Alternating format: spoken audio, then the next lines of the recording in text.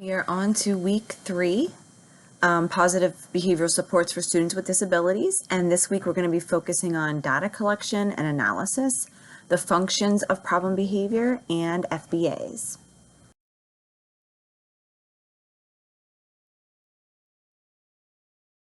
So if problem behavior is affecting the student's learning or that of others, it should be addressed. And in the student's IEP, if you're checking the box in that section that says that they are engaging in problem behavior that affects their learning or that of others, then you have to include a functional behavior assessment and a behavior plan as part of the FBA. And of course, if student safety is of concern, then obviously something must be done too to address that. So the first thing we do is define the problem behavior. Exactly what is the student doing that we want to reduce? And we already talked about that has to be observable and measurable. So the next step, and what we're going to focus on here, is that we have to count it. We have to count the behavior in some way. How often does it occur? When does it occur? And how long does it occur? And then the next step is to analyze it. What happens in the environment before the behavior occurs? So immediately before that behavior occurs, what's going on? Is the student alone? Has a demand been placed? Have you blocked access to something that they want or denied access to something? And then what happens in the environment immediately after the behavior occurs? Did the teacher or staff ignore the behavior? Did they react in some way? Did they give the student something? Did they soothe the student in some way? So those are all things we're looking at whenever we're analyzing the problem behavior. So first, let's focus on simple ways to count or measure the behavior. That was the number 2 or the second step on the previous slide. So one way that we can count or measure problem behavior is to just collect the frequency data, which means how many times the behavior occurs. And there are a variety of ways that this can be done. You can use a clicker counter, so that little handheld clicker that counts how many times something happens. You can just use tally marks on a piece of paper, so with pencil or pen. Or you can circle yes or no for interval data. And we're going to see examples of these different types of data sheets. And so for that interval data, it's basically your school day is broken down into intervals, and you would just circle, did the problem behavior occur during that interval or not? So those are just some very simple ways that you can collect frequency data. Regardless of the type of, the way that you collect the data, it's important for all team members to know which behaviors to click or to tally or to circle.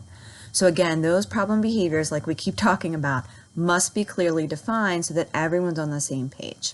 And then when you see one of those behaviors occur, you can click it or tally it. Another option for collecting data on problem behavior is to collect duration data, or how long the behavior occurs.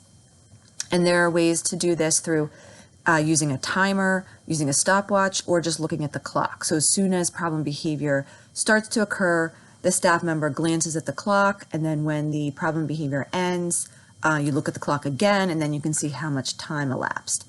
Using a clock is easier if it's problem behavior that lasts a long time, like students who are engaging in a lengthy tantrum, but timers or stopwatches are better for shorter durations. And again, it's important for all team members to know when to start the timer or the clock and when to stop and when to restart it again.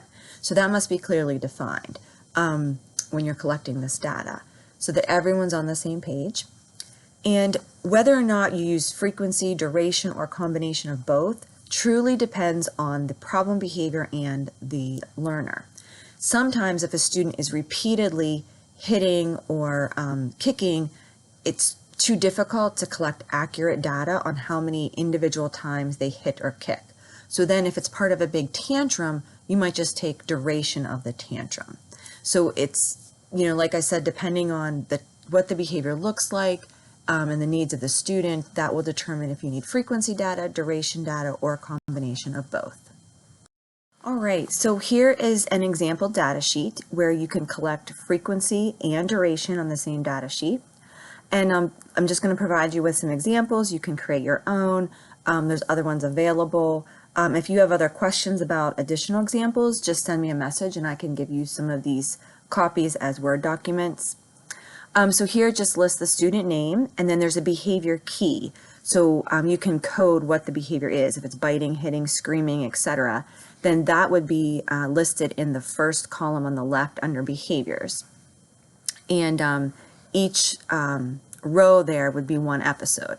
And then you would just tally in the next column the number of behaviors. You would tally each one, each instance.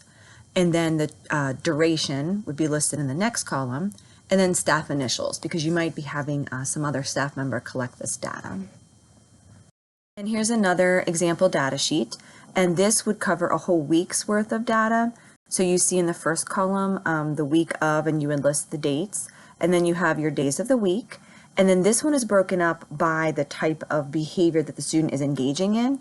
And then you would just put your tally marks in the appropriate column. If it was physical aggression, throwing items, depending on what the student is doing, you put the tallies there, and then the total for that day for that type of behavior in the row there in each column. And another example is a time sample recording data sheet for interval data. So here you would see how you would list the date and the target behaviors that you're focusing on, that you're collecting the data on, and the student's name. And then in the first column is the interval. And there you would either write the time, so like, 8 a.m. to 8:30 a.m., and then the day would be broken down by time, or possibly by activity on your schedule. So it might be arrival, then opening, then math, whatever it is, you can list the interval there. And then did the problem behavior occur, you would just circle yes or no if it occurred during that interval. And then there's a place you could write any notes.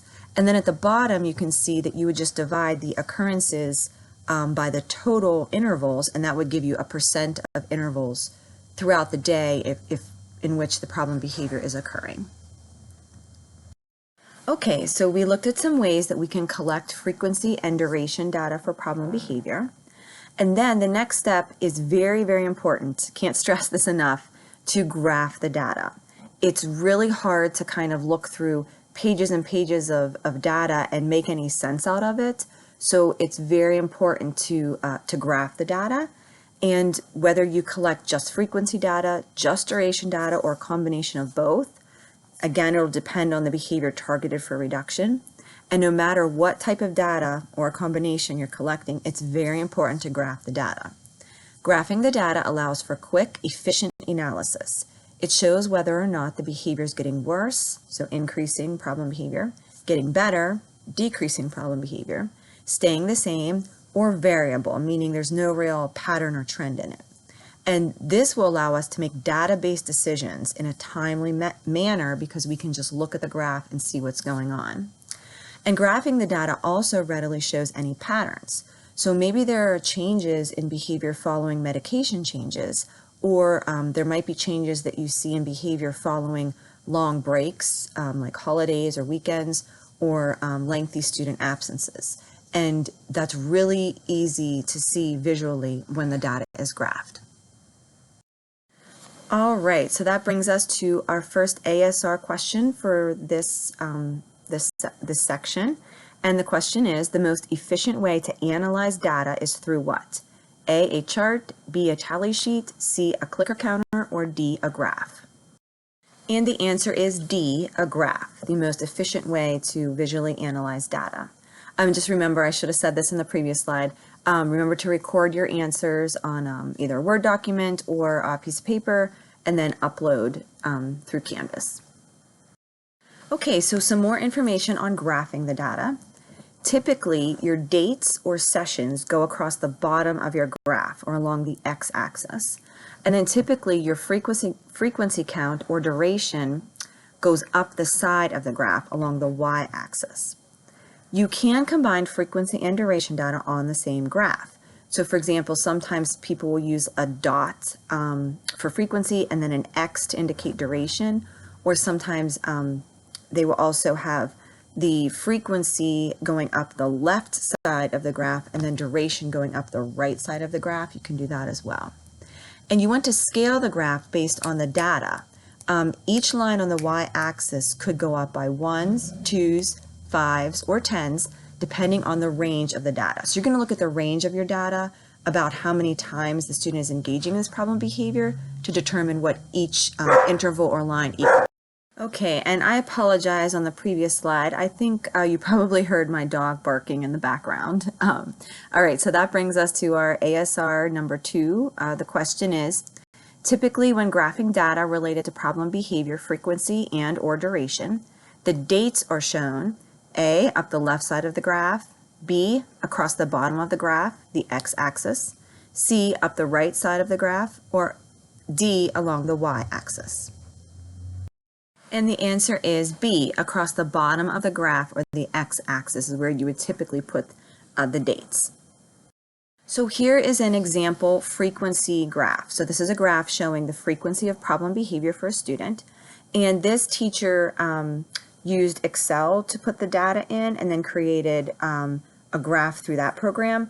Most of the time, a lot of the teachers I consult with, and what I typically do is just use a pencil and paper graph. So you can either have graph paper or, make a graph on a Word document and then just print it out and then just plot the dots using a pencil. So, but as you can see here, the dates are across the bottom, the x-axis, and then the frequency of problem behavior, so how many times the student engaged in problem behavior, are up the y-axis, up the left side. So you can see that there's a lot of variation in that first section of the data. It goes up and down. And you can see at the top, it says beginning of skills training. So that shows that this was kind of where the problem behavior was before they started working on teaching the student any type of skills. So maybe a brand new student to the classroom. So then you can see that there is a line going down between 12:22 and 1:05, where it says return from holiday break. And you can see how right when they return from holiday break, and that line, that vertical line between those dates would be called a phase change line.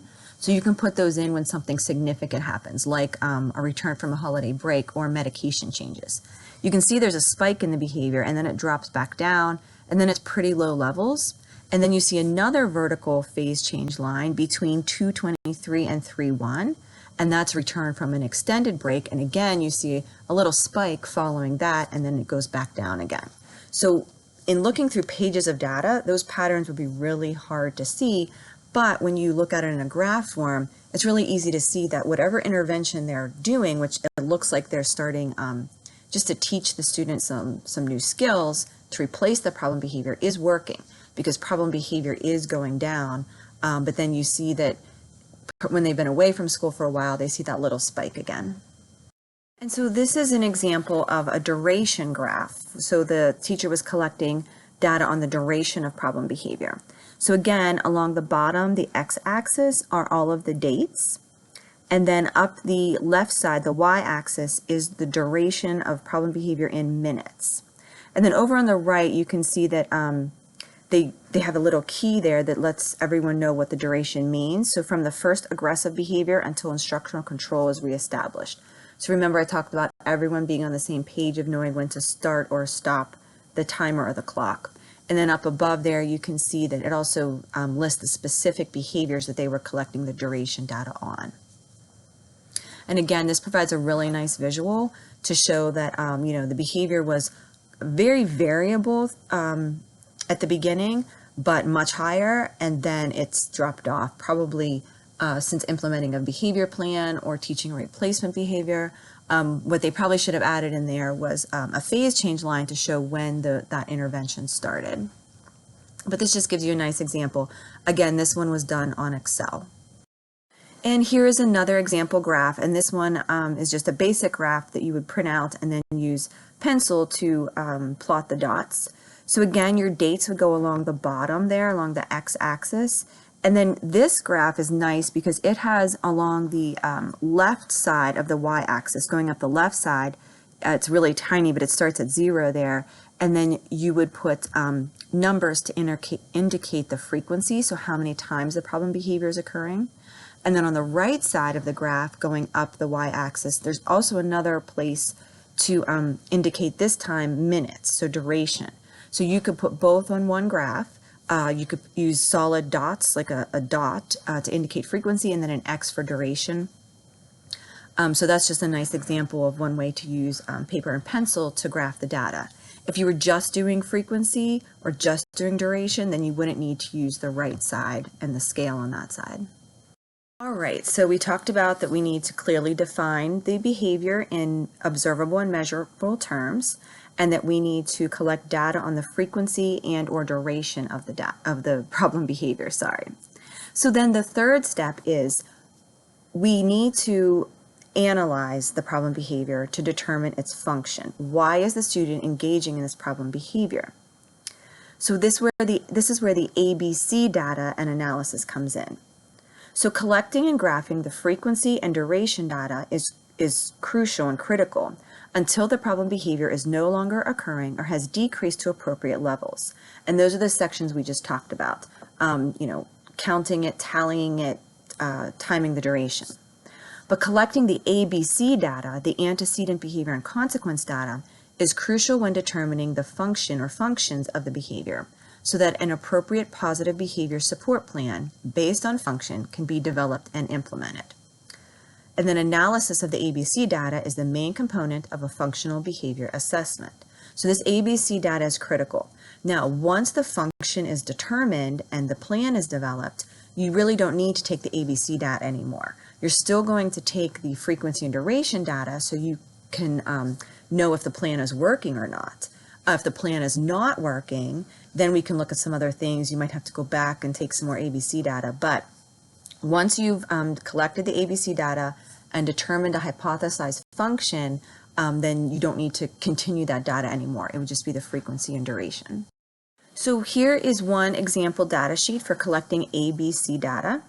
So each of these cards, sometimes they're called ABC cards, or sometimes they'll put multiple of these on a piece of paper, would be one episode or one instance of the problem behavior.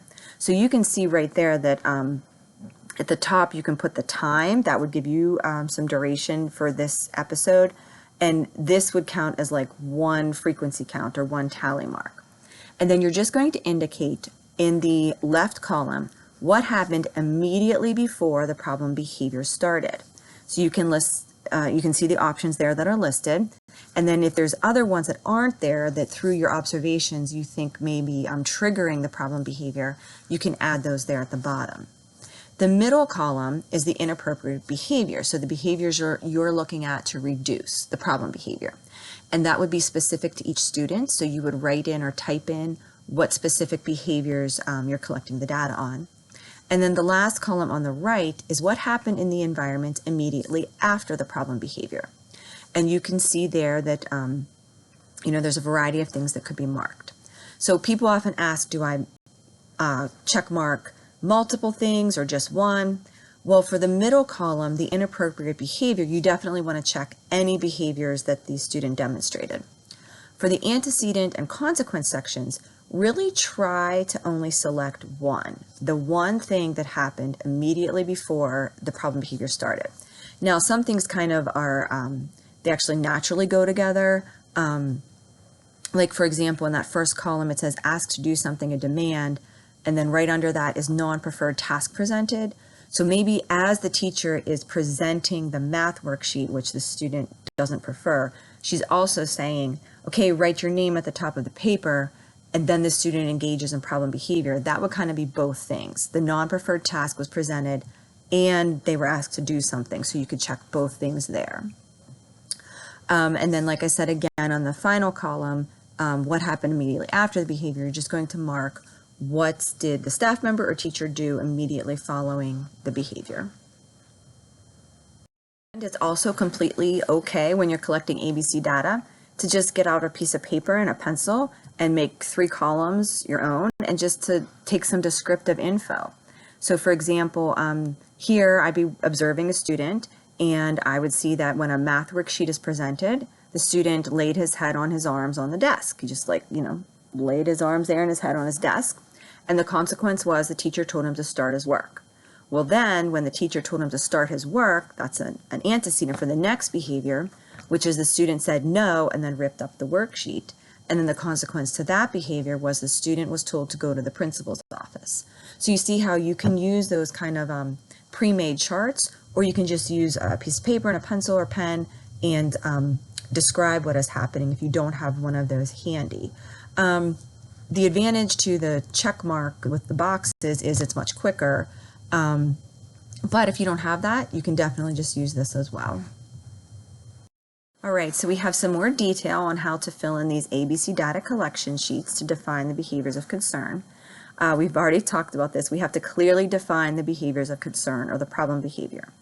You can put them into categories if needed. So for example, at the top of your data collection sheet, you might write the specific behaviors, like what does aggression look like, or what does self-injury look like, or what do the disruptive behaviors look like. But then when you are collecting the data, you might just list aggression, self-injury, disruptive behavior, property destruction, etc., or eloping. So it's a real quick check if they engaged in those things. But at some point, and it's somewhere on the data sheet, you want to clearly define the individual behaviors within the category in observable and measurable terms. And here's the example.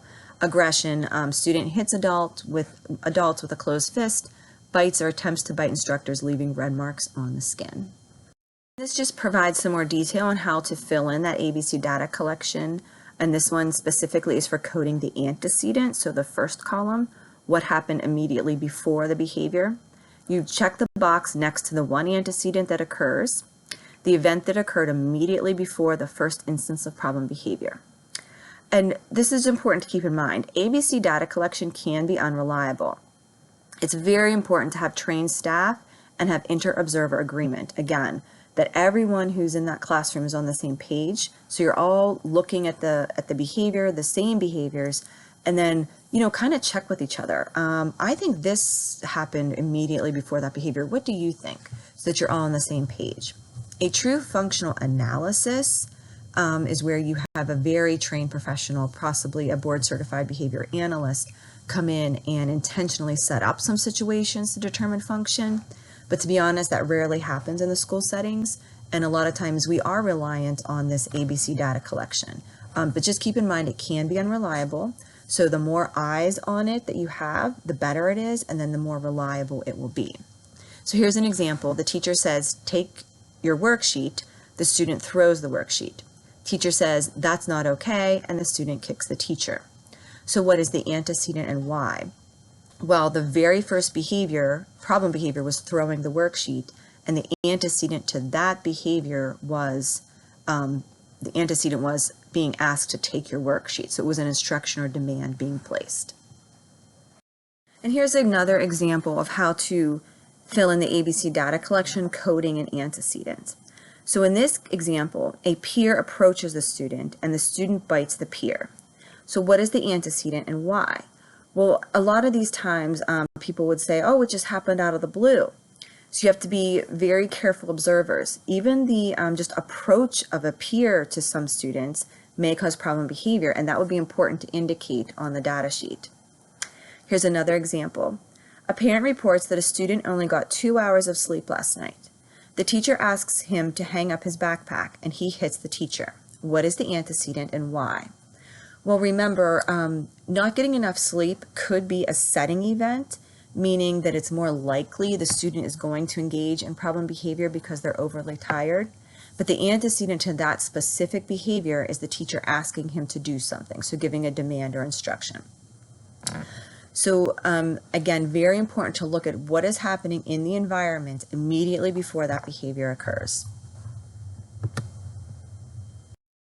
Okay, so now some more information on filling in the ABC data collection sheet, coding the consequences, so the right column of that data sheet.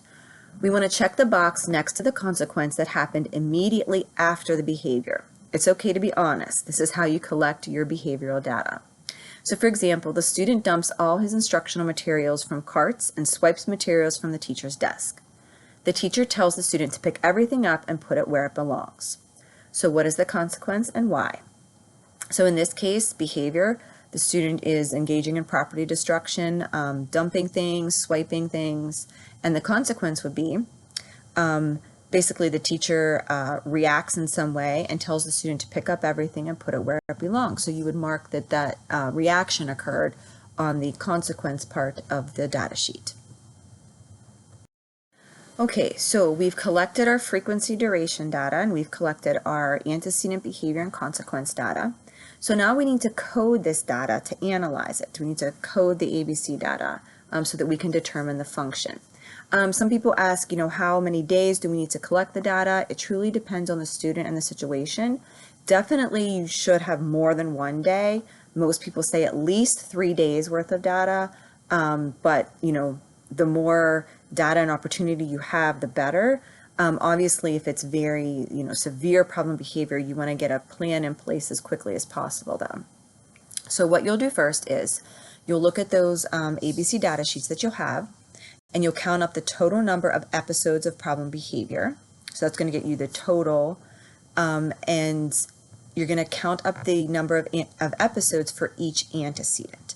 So your antecedents will be used to code the function as socially mediated negative reinforcement, which is escape or ask to do transitions, socially mediated positive reinforcement, which would be access to tangibles or attention, so things or attention that the student wants, automatic positive reinforcement, or automatic negative reinforcement, and we'll cover those in a little more detail as we go. Once the function or functions is determined, you can begin to develop your behavior plan. And this is an example hypothesis statement for the function of behavior. When the student is presented with an instructional demand, the student will leave the instructional area and/or hit the teacher in order to escape or avoid the demand, which is socially mediated negative reinforcement. So when you're using that ABC data sheet, those check marks that you put in the antecedent box or in the antecedent column, you're going to look at those, and if it says an instruction was given or work was presented or non-preferred task or transition, those would all combine to form that the function is basically escaping things that they don't want to do. Versus if a lot of the antecedents are coded as the student wanting something, they want attention, or they've been denied access to something, or they have to wait for something. Those are all wanting something. And so those would all combine to be coded as the socially mediated positive reinforcement, meaning they want something. If you're having trouble with this, go back to week 1 slides and review what positive and negative reinforcement are. So here are some more examples of how we analyze the data to determine the function or functions of the problem behavior. When we say socially mediated, that just means it involves another person. When we say automatic, it means the student can get the reinforcements themselves. A lot of times, students will engage in some self-stim behaviors like waving or flapping their fingers right at the corner of their eye because they like that sensory experience of seeing their fingers. That doesn't involve another person, so that's not socially mediated. That would be considered automatic reinforcement. So let's look at the first one. The first possible function of problem behavior is socially mediated positive reinforcement. So socially mediated, meaning it involves another person. Positive reinforcement, meaning something is added to or given to the student that increases that behavior from happening. So some examples would be access to attention, preferred items, or preferred activities. This includes having to wait for these items or attention and or being denied access to these items or attention. So they were told no, or something was taken away from them and they want it back. Those would all fall under the category of socially mediated positive reinforcement. The next category is socially mediated negative reinforcement. Again, socially mediated because it involves another person. Negative reinforcement because, remember when we talked about negative reinforcement, something bad or aversive is going on in the environment for the student, and they do something to get that bad thing or that aversive thing removed. So then it's negative reinforcement. So some examples would be escape from demands, instructions, or work, and other aversive stimuli provided by another person. Then a third category is automatic positive reinforcement. This would be access to preferred sensory or chemical stimulation that does not involve other people. And I gave you the example of, for example, waving the fingers right beside their eye. Some students too will press on their eyes because it creates like a sensation of seeing kind of dots and like sparkles a little bit behind your eyes. You have to be careful because sometimes those problem behaviors are also functioning as attention, so it takes very close observation. An automatic negative reinforcement would be the removal of aversive sensory or chemical stimulation. This would be, for example, students who they might have a headache and might engage in headbanging or some other self-injurious problem behavior to get rid of, or what they think is going to get rid of the pain. It's very hard often to determine if it's automatic positive or negative reinforcement. I will tell you, most times, majority of cases, the problem behavior is socially mediated in some way. There are occasions, however, where it's automatically reinforcing to the student. The way to determine that is if it is happening across every environment and every condition.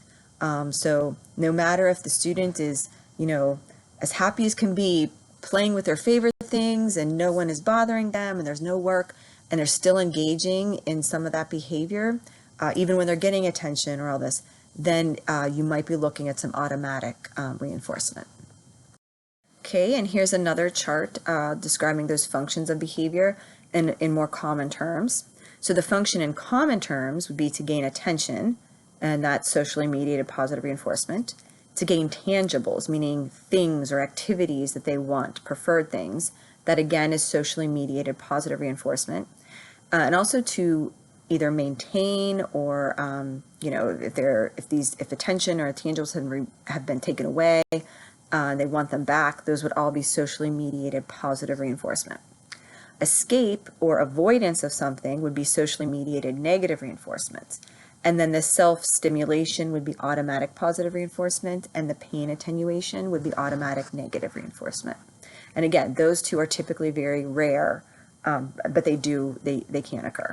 Okay, so ASR 3.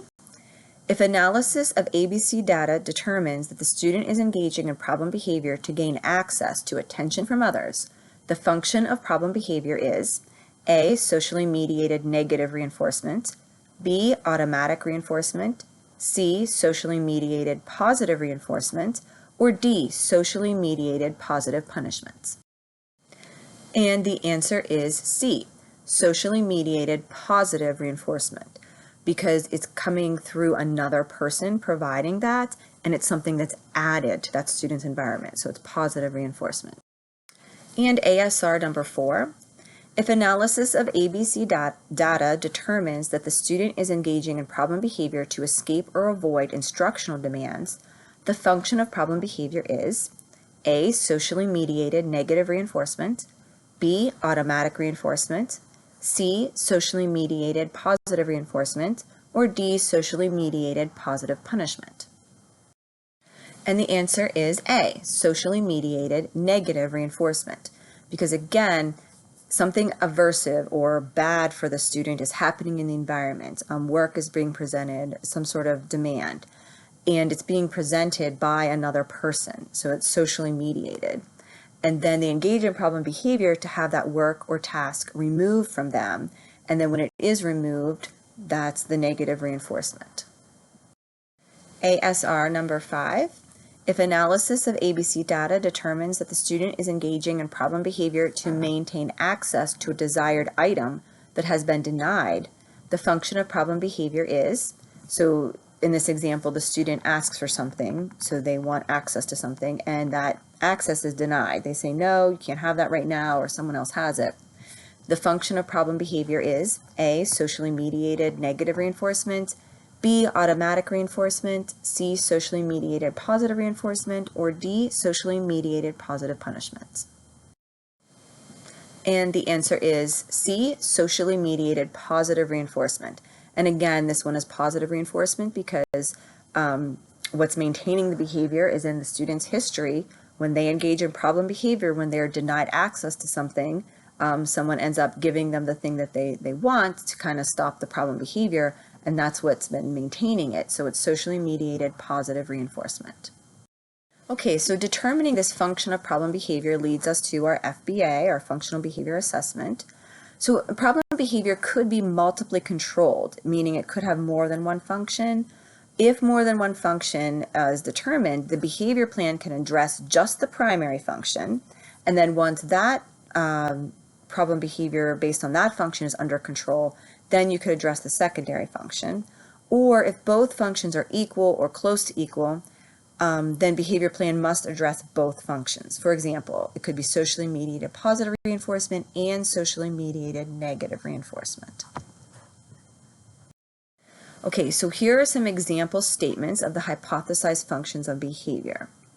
And I'll let you read over those. They're just, I give you examples of each kind, and then the last one, it has a primary and a secondary function, so it's multiply controlled, meaning there was more than one function. So again, the plan could just address the primary function for now if the secondary function isn't very often or isn't very severe. But if both are happening about equally, or if both are severe, then you would want to address both in the plan. So I'll let you go ahead and read over those. All right, so this is an example of a blank functional assessment summary, or FBA, functional behavior assessment. And you see how it has all of the components that we just talked about. So that first column is the behavior targeted for reduction. So basically the problem behavior. And then beside that, in the next column, you would clearly define what the problem behavior is. And we've talked repeatedly about that, what that looks like. Then in the next row, you see the descriptive analysis summary. This is where you kind of just describe, it's not really based on data, it's more just based on your observations of what's happening. So you can see there the setting events. So this is where you can describe that, if the student is sleep deprived, they're more likely to engage in the problem behavior. Or maybe the problem behavior is occurring more in the afternoon versus the morning. Or maybe it occurs more during unstructured times versus structured times. So that's where you're going to list those setting events. And same with the antecedent events. That's more of a vague type of thing, like I said, it's in more unstructured times, for example. Then the third row, the frequency data, is the baseline data, and that could be frequency or duration. And that would be a current summary of how often and when the target behavior occurs. And that's going to be where you write down your frequency and duration data that you're taking. Then the fourth row is the functional analysis. Graph summary charts is applicable, and this is where you would describe or put in a graph of your ABC data or any other descriptive analysis data. And this is where you would show that based on your ABC data, for example, if you collected data for 20 episodes and 15 of those episodes, the problem behavior occurred following a demand being placed, then you would list there demand 15 of 20 episodes, and maybe 5 of the episodes were when the student wanted attention. You would list attention and then 5. And then the last row is the statement of the function of the problem behavior. So, and it's always a hypothesized function because we're never 100%. We do the best we can, but that's where you would state why the student is engaging in the problem behavior. And the next slide will show an example of these filled in. Okay, so this is the FBA, the functional behavior assessment, with an example. So the examples are filled in. So you can see in the first row, the behavior targeted for reduction, and then it specifically lists the problem behaviors that we would like to see decrease. And then the descriptive analysis summary, you can see there that really no specific events have been correlated with the onset of the behavior or pattern on time of day or specific activity. So sometimes that happens. And then the antecedent events, you can see that staff reports the student's problem behavior occurs when she is told no, when asked to give up reinforcers, or when given an instruction, or when a demand is placed, and at times when told to wait. So you can see that based on what staff are observing, what they're observing, any of those times where something happens like that, that's when the problem behavior is likely to occur. So then the third row is your frequency data, and it says that their ABC data was collected during those weeks and shows that there were a total occurrence of 182, and then they divided that by how many days the data was collected. So an average daily rate of 13 episodes, or 13 times per day, that she was engaging in this problem behavior. Then your fourth row is your functional analysis data.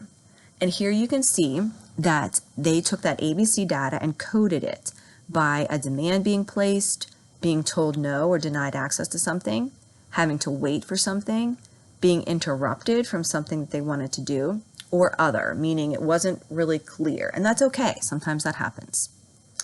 So you can see there that they combined the told no, the waiting, and the interrupting. Those all are under the umbrella of socially mediated positive reinforcement, because they are all to gain access or keep access to something that that student wants, an item or preferred activity. So all of those combined, the told no, interruption of activity, and wait, were 22 of the episodes, versus the task or demand condition were 17. So then that determines their statement of function. So the results of the ABC data suggest that the primary function is socially mediated positive reinforcement, so maintaining access to items or access to reinforcers, and the secondary function was identified to be socially mediated negative reinforcement, to avoid or escape demands. Then they did say that there were some situations that had an unclear antecedent or function, and the team will further evaluate throughout the intervention process with careful analysis to see what's going on there. But it looks like they did have enough data, especially combining that told no, wait, and interruption, to know that most of the time the student is having problem behavior when they want to keep doing something that they want to do, or keep having something that they want to have. So that the graph there by the percent was done on Excel, and that's a really nice visual that shows the function. Now, in IEP Writer, if any of you are familiar with that, or if that is what you'll be using in your classrooms, there are sections where you would just kind of copy and paste this data in. This form doesn't look the same, but all of those components are included.